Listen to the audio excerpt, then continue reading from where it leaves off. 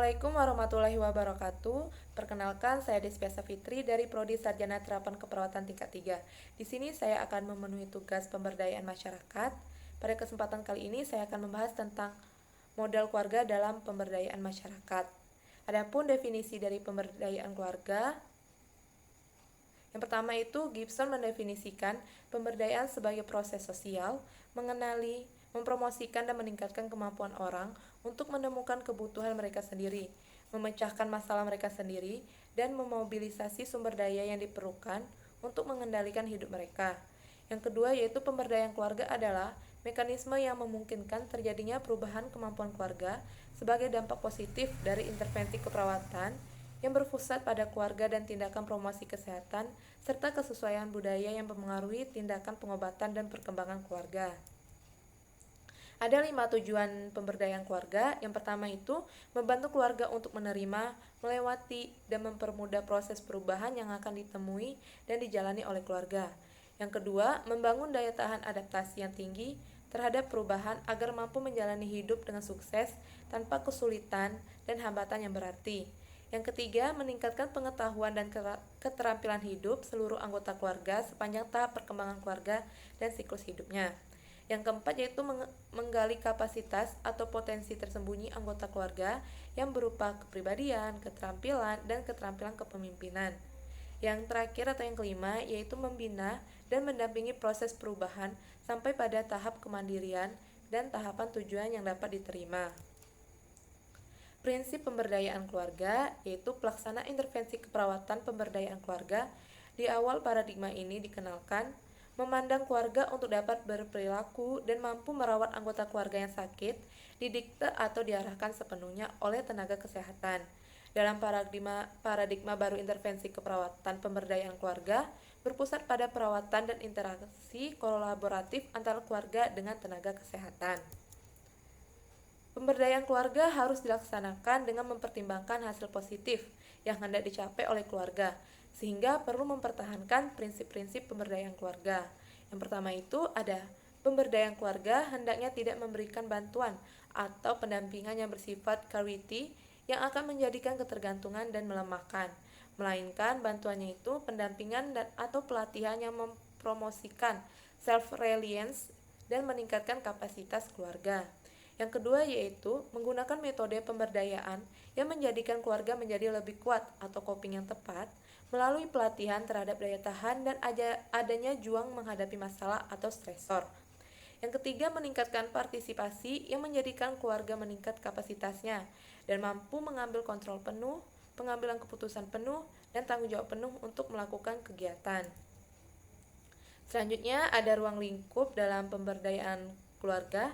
Yang pertama ada ketahanan keluarga.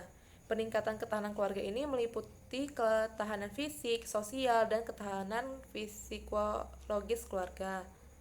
Yang kedua yaitu fungsi, peran, dan tugas keluarga, di mana peningkatan kapasitas dan potensi keluarga dalam memenuhi fungsi kesehatan dan perawatan kesehatan keluarga. Melaksanakan peran keluarga baik peran formal maupun informal. Yang ketiga sumber daya keluarga. Rice dan Turker 1987 dalam Sunarti 2007 mengelompokkan sumber daya keluarga dalam 3 kelompok, yaitu sumber daya manusia meliputi aspek kognitif, afektif, dan psikomotor, serta sumber daya waktu. Sumber daya ekonomi seperti pendapatan, kesehatan, keuntungan, pekerjaan, dan kredit. Selanjutnya ada pengelolaan masalah dan stres keluarga, yaitu kemampuan keluarga dalam menghadapi stresor atau penyebab stres yang berpotensi menyebabkan stres dan krisis. Selanjutnya interaksi dan komunikasi keluarga, yaitu beberapa pendekatan dapat digunakan untuk menjelaskan interaksi dan komunikasi keluarga, seperti pendekatan sistem yang meliputi interaksi antara suami dan istri, interaksi antara orang tua dan anak, interaksi antara saudara kandung. Interaksi keluarga juga dapat dipandang sebagai sebuah proses yang dapat mempengaruhi kualitas hidup suatu keluarga.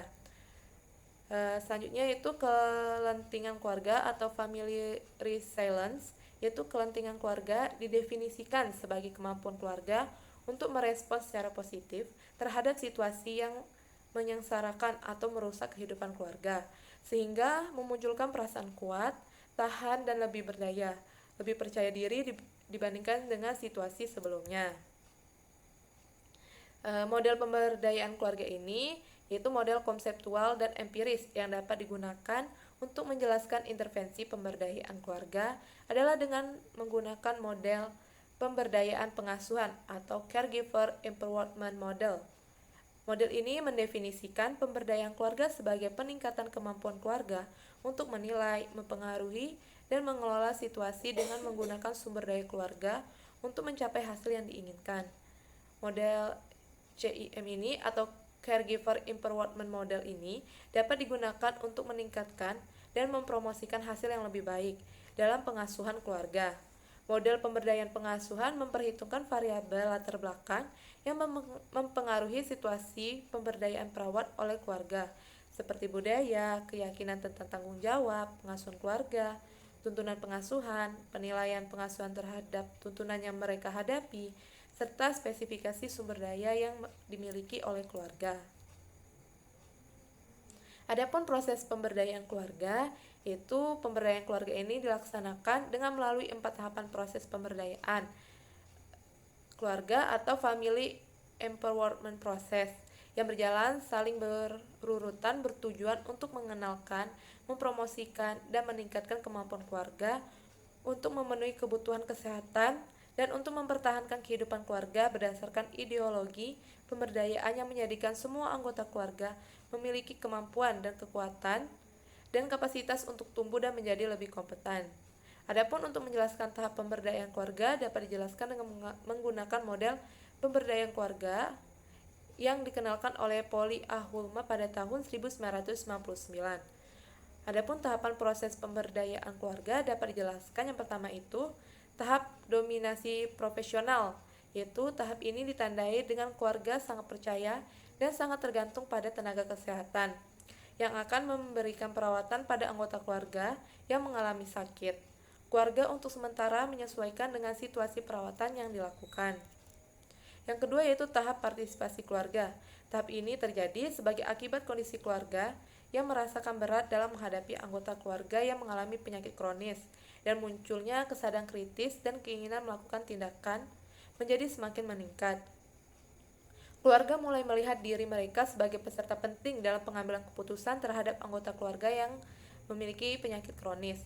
Keluarga mulai belajar banyak tentang perawatan, aturan-aturan dari sistem perawatan kesehatan. Yang ketiga yaitu tahap menantang. Pada tahap ini, keseimbangan pengetahuan dan keterampilan mulai bergerak dari tenaga kesehatan kepada pengetahuan dan keterampilan keluarga. Pada tahapan ini, keluarga dapat mengalami kehilangan kepercayaan atau kurang percaya diri, frustasi, tidak pasti karena keluarga harus memulai melakukan perawatan pada anggota keluarga sendiri. Pada tahapan ini sangat penting memberikan pujian terhadap kemampuan keluarga.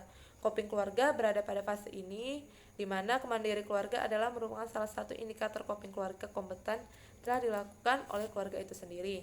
Yang terakhir yaitu tahap kolaborasi. Pada tahap ini, keluarga mulai mengasumsikan identitas baru dengan menjadi lebih percaya diri dan tegas. Keluarga sudah mulai kurang bergantungan kepada tenaga kesehatan, keluarga sudah mampu melakukan negosiasi dengan tenaga kesehatan, keluarga juga mulai menata ulang tanggung jawab untuk mempertahankan kehidupan keluarga dan berusaha minimalkan dampak terhadap kondisi sakit kronis pada anggota keluarga. Mungkin itu saja yang dapat saya sampaikan tentang modal keluarga dalam pemberdayaan masyarakat. Sekian dan terima kasih.